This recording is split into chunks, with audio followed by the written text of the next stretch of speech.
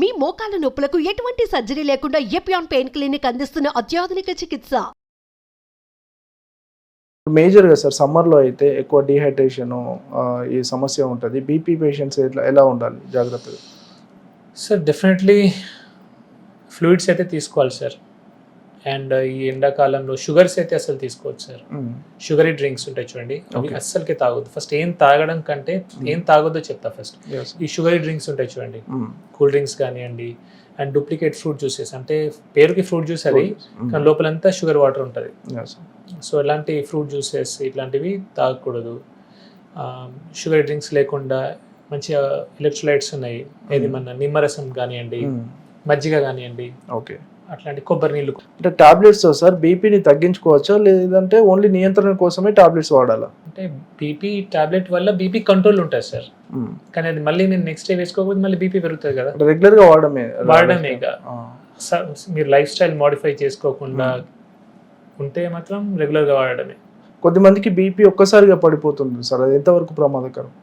అంటే కాజ్ దేని వల్ల పడిపోతుంది అనేది మనం చూడాలి sir. Exact cause of dehydration వల్ల పడిపోతుందా, దేని వల్ల పడిపోతుంది అనేది మనం చూడాలి. అకార్డింగ్లీ మనం ట్రీట్ చేయాలి సార్. అంటే ఇప్పుడు చాలా మంది యూత్ కూడా అంటే యంగ్ ఏజ్లోనే బీపీకి సమస్యకు లోనవుతున్నారు. ఇది ఎందుకు జరుగుతుందంట సార్? ఎసెన్షియల్ అంటే 90% వారికి ఎసెన్షియల్ హైపర్ టెన్షన్ అంటారు. సో దానికి పర్టికులర్ కాజ్ ఉండదు, కానీ నా దృష్టిలో ఆ కాజ్ ఈ ఇన్సులిన్ రెసిస్టెన్సే. ఇన్సులిన్ రెసిస్టెన్స్ వల్లనే వాళ్ళకి బీపీ వస్తుంది.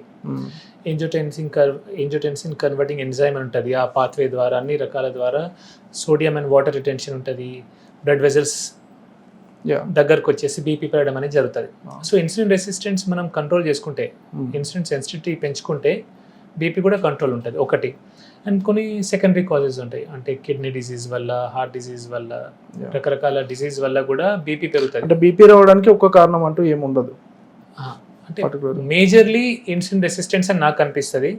కానీ వేరే కాజెస్ ఉంటాయి, కిడ్నీ డిసీజ్లో వస్తుంది, గుండె వల్ల రావచ్చు, తలకు సంబంధించిన, సో రకరకాల డిసీజ్లో కూడా బీపీ పెరగవచ్చు, బట్ అది మినిమం తక్కువ ఉంటాయి అవి. మీ దగ్గరకు వచ్చే పేషెంట్లో సార్ జనరల్గా జెనెటిక్స్ వైజ్గా ఎక్కువ వస్తుందా, లేకపోతే లైఫ్ స్టైల్ వల్లనే ఎక్కువ బీపీ ప్రాబ్లమ్? సార్ నాకు అడల్ట్ వారు వస్తారు కాబట్టి మోస్ట్లీ అది ఎక్వైర్డ్ ఉంటుంది. ఎందుకంటే యంగ్ ఏజ్లో వచ్చేవే అవి మోస్ట్లీ జెనెటిక్ ఉంటాయి. నా దగ్గర వచ్చే వాళ్ళు 40 years 30-40 ఆ ఏజ్ ఉంటుంది కాబట్టి జెనెటిక్ తక్కువ వస్తాయి సార్ నాకు ఈ బీపీ షుగర్లు అయితే. అంటే బీపీ కూడా ఒక్కసారి వచ్చిందంటే లైఫ్ టైం మందులు వాడాల్సిందేనా సార్?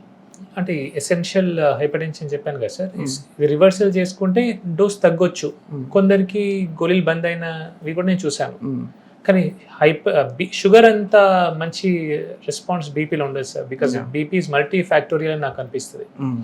సో కొందరు ఉన్నారు ఇట్లా రివర్సల్ అయింది, బట్ షుగర్ కున్నంత నేను చూడలేదు దీంట్లో. బీపీలో చాలా వరకు బీపీ గోళీ వేసుకోవాల్సి వస్తుంది చాలా మందికి. ఓకే, అంటే హైపర్ టెన్షన్లో అంటే high BP danger sir, low BP ఎక్కువ డేంజర్ అంటారు sir? High BP is dangerous and low BP అంటే చాలా తక్కువ, but high BP is very dangerous because hypertensive, neuropathy, cardiomyopathy అన్నీ జరుగుతాయి.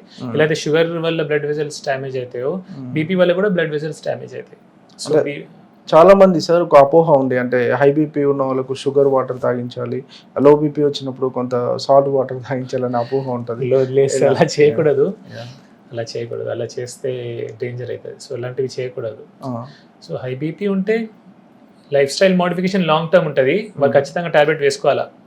బీపీ ఎక్కువ ఉన్న వాళ్ళు ఖచ్చితంగా టాబ్లెట్ వేసుకొని బీపీ కంట్రోల్ ఉంచుకోవాలా. మెల్లమెల్లగా లైఫ్ స్టైల్ మోడిఫై చేసుకొని దేవుడి దయ ఉంటే బీపీ టాబ్లెట్ బంద్ కావచ్చు. ఓకే, కానీ అలా సడన్గా షుగర్ వాటర్ తాగిస్తే అయితే అనేది ఏముండదు.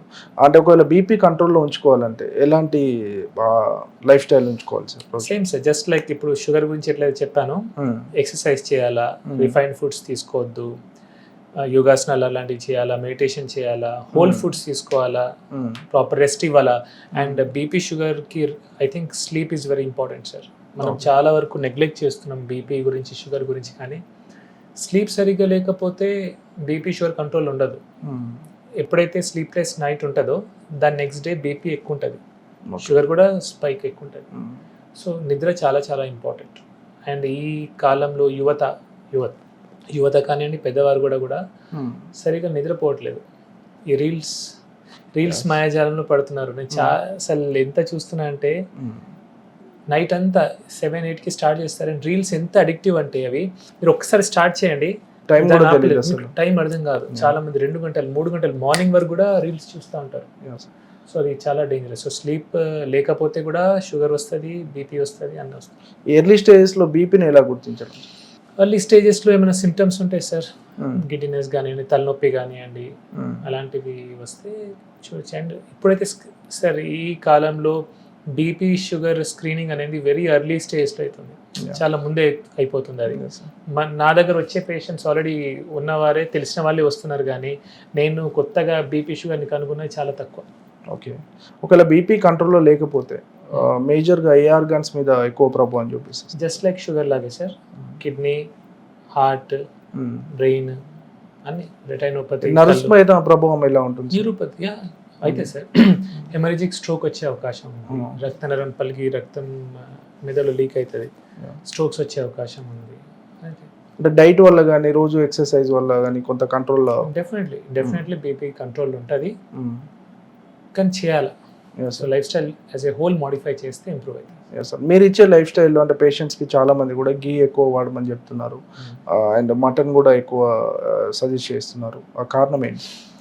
సార్ నేను ఘీ ఎక్కువ అనట్లేదు, భయపడకండి అంటున్నా. ఇన్ మోడరేషన్ ఘీ వాడొచ్చు అంటున్నాను. అండ్ మటన్ ఒక్కటే అనట్లేదు నేను, mutton, chicken, fish, eggs, animal ప్రోటీన్స్ని నేను కొంచెం తినండి అంటున్నాను. ఎవరైతే నాన్ వెజిటేరియన్స్ ఉన్నారో, నేను వెజిటేరియన్స్ అడగట్లేదు, ఎవరైతే నాన్ వెజిటేరియన్స్ ఉన్నారో వారికి కొంచెం యానిమల్ ప్రోటీన్ తీసుకుంటే, పర్టికులర్ ఎందుకు స్పెసిఫై చేయాల్సి వస్తుందంటే ప్రోటీన్ ఎవరు తినట్లేదు, నథింగ్, అసలు ప్రోటీన్ అనేది మాట లేదు. నేను నా దగ్గర విలేజ్ నుంచి వస్తారు, ఇంత అన్నం తింటారు సార్, ఒక పక్కకు ఇంత కూర ఉంటుంది వాళ్ళకు, లేదా పచ్చడి, దాంతోనే మొత్తం అన్నం తినేస్తారు వాళ్ళు. సో ప్రోటీన్ ఎక్కడ లేదు. So non vegetarians definitely animal protein తీసుకుంటే మనకు బెటర్ బయో అవైలబిలిటీ ఉంటుంది అలా. సో న్యూట్రియంట్ డెన్స్ ఉంటాయి ఈ యానిమల్ ప్రోటీన్స్, సో అవి తినమంటాను. వెజిటేరియన్స్ ఉంటే పప్పులు తినాలి, డ్రై ఫ్రూట్స్ తినాలి, అన్ని తినాలా. కానీ ఏదో రకంగా ప్రోటీన్ అనేది మనం వెజిటేరియన్ అయినా నాన్ వెజిటేరియన్ అయినా యానిమల్ ప్రోటీన్ ఉండాలి sir. That's what I tell. Okay, మస్మంటి ద్వారా ఏం చెప్పాలనుకుంటున్నాను? బీపీ ఉంది, షుగర్ ఉంది, ఈ రోగాలు మన చేతుల్లో ఉన్నాయి ఈ రోగాలు. సో మనం నిజంగా మన లైఫ్ స్టైల్ని మోడిఫై చేసుకొని, sir actually life style disorders అంటారు సార్, నేనే దీన్ని లైఫ్ స్టైల్ డిజార్డర్ అంటాను. ఓకే, ఇది మన చేతిలో ఉంది. సో మనం ప్రాపర్ ఎక్సర్సైజ్ చేసి, వర్కౌట్ చేసి, ప్రాపర్ డైట్ చేసి, ప్రాపర్ స్లీప్ తీసుకొని, మెడిటేషన్ లాంటివి చేస్తే అవి కంట్రోల్లో ఉంచుకోవచ్చు.